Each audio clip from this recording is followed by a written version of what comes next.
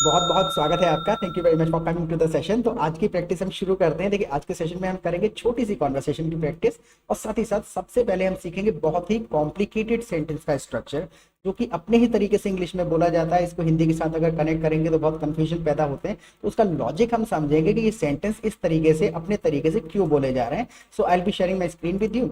मैं अपनी स्क्रीन आपके साथ में शेयर कर देता हूँ। प्रैक्टिस करने का बेस्ट तरीका बस यही है कि whatever you see on the screen in English, you repeat every sentence after me loudly. जोर से बोल के प्रैक्टिस करनी है, बिकॉज प्रोनाउंसिएशन की आदत डालनी है। Alright, pronunciation is the most important part of communication. Realise नहीं होता है, लेकिन जब बोलना शुरू करते हैं तो प्रोनाउंसिएशन की तरफ ध्यान बहुत ज्यादा जाता है और अटक जाते हैं। सेंटेंस तोड़ तोड़ के रुक रुक के बोलना शुरू करते हैं। ओके, तो चलो शॉपिंग करने चलते हैं। जैसे इस प्रकार के जो सेंटेंसेस हैं, चलो शॉपिंग करने चलते हैं, लेट्स गो शॉपिंग।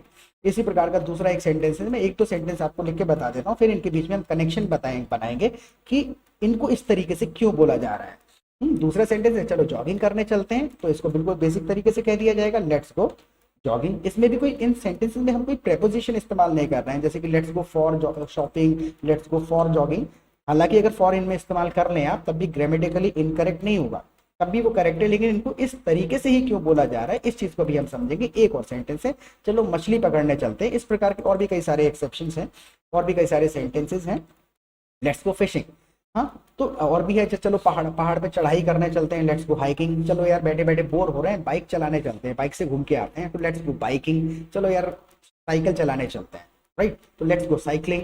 चलो यार रनिंग करने चलते हैं, थकन हो रही है या फिर एक्सरसाइज का टाइम हो गया, let's go running.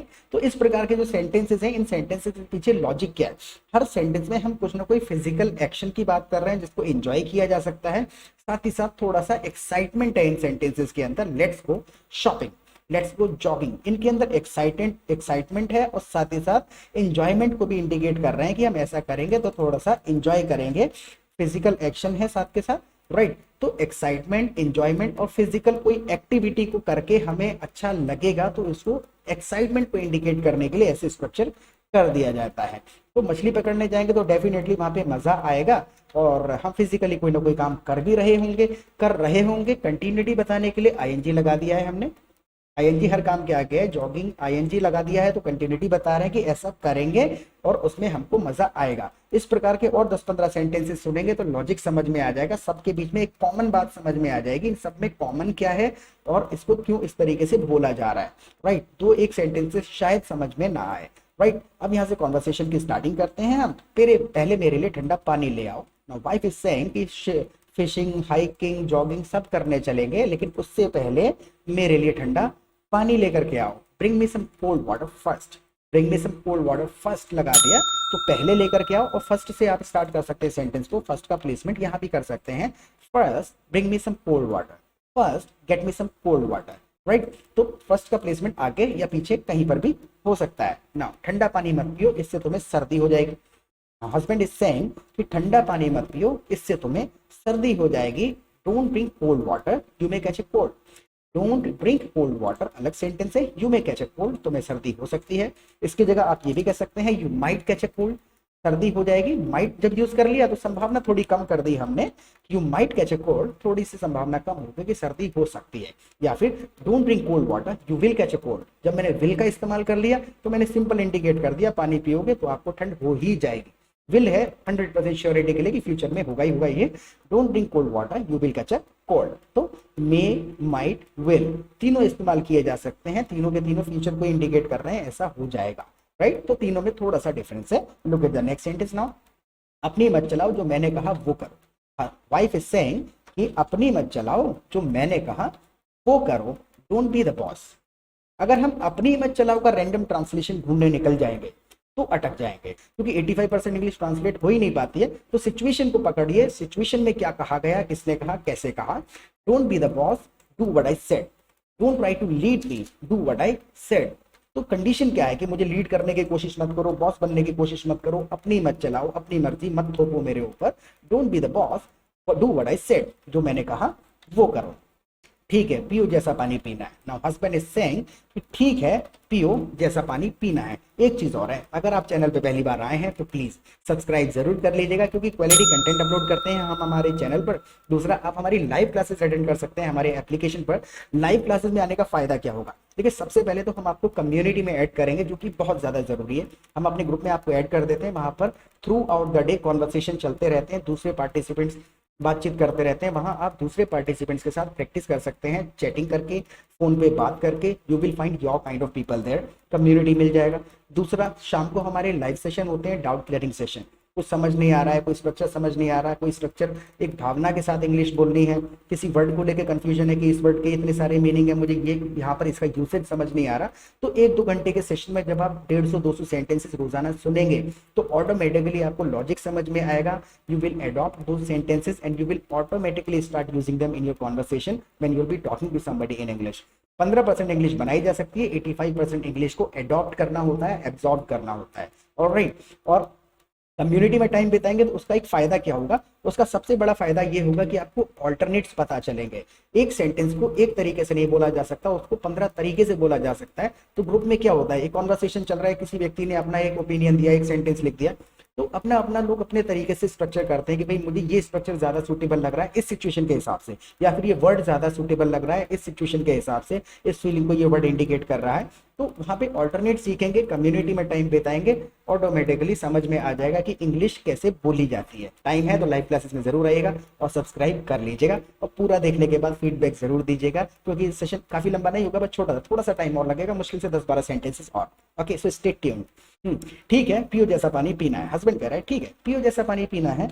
Alright, drink it as you want. Drink air, पानी के लिए drink water, as you want भी कह सकते हैं। अब जैसे यहाँ पर हिंदी का है, जैसा पानी पीना है पियो, अगर उसी को मैं इंग्लिश में भी ट्रांसलेट करके सारे के सारे इस्तेमाल कर दूंगा शब्द, तो थोड़ा सा ना ये अजीब सा साउंड कर जाएगा। So alright, drink it as you want, जैसा तुमको पीना है वैसा पियो, इधर कोल्ड और नॉर्मल।